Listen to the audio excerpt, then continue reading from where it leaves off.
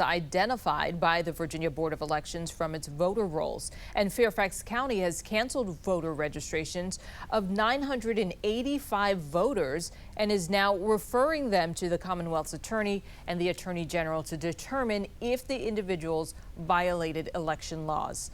Nick Manock reports this is happening because Virginia's governor directed the state to remove non-citizens from its voter rolls. First-time voter.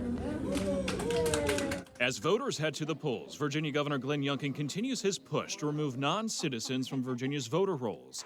And the U.S. Department of Justice is trying to stop his efforts in court. The DOJ says Virginia is violating the federal law's prohibition on systematic efforts to remove voters within 90 days of an election. And a new memo obtained by WJLA, Governor Youngkin's counselor, Richard Cullen, argues that the 90-day quiet period under the National Voter Registration Act is not relevant to this process since Virginia conducts an individualized, not systematic review per Virginia law in order to correct registration records. Youngkin says he's enforcing the law signed by Tim Kaine when he was governor. This process has been in place since 2006.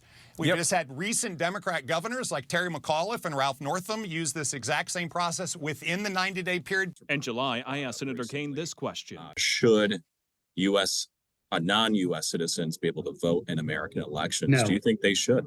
No. Voting should be reserved for United States citizens. Absolutely. On Wednesday, Kaine spokesperson told 7 News, quote, "It is illegal for non-citizens to vote." And the good news is that there is no evidence that non-citizens have voted or are voting in Virginia. We know for a fact that they have been voting. Katie Gorka is the chairwoman of the Fairfax County Republican Committee. She wants Virginia to strengthen its laws to make sure non-citizens cannot register to vote in the first place. We want the Department of Motor Vehicles to work more closely with the Department of Elections, in sharing document numbers, the legal presence document numbers, and we want ELECT to be working with SAVE, the Department of Homeland Security, in order to verify whether people are eligible to vote. They are not doing that. The other thing is, Department of Motor Vehicles is not verifying Social Security numbers. In Fairfax, Nick Manock, 7 News. 7 News is on your side with an election alert for voters in Fairfax County. Starting tomorrow, more than a dozen more in-person early voting locations will open across the country. These are satellite locations at libraries, government centers, and community centers. They're open at the times that you see right there on your screen. Fairfax County has more details on its government website.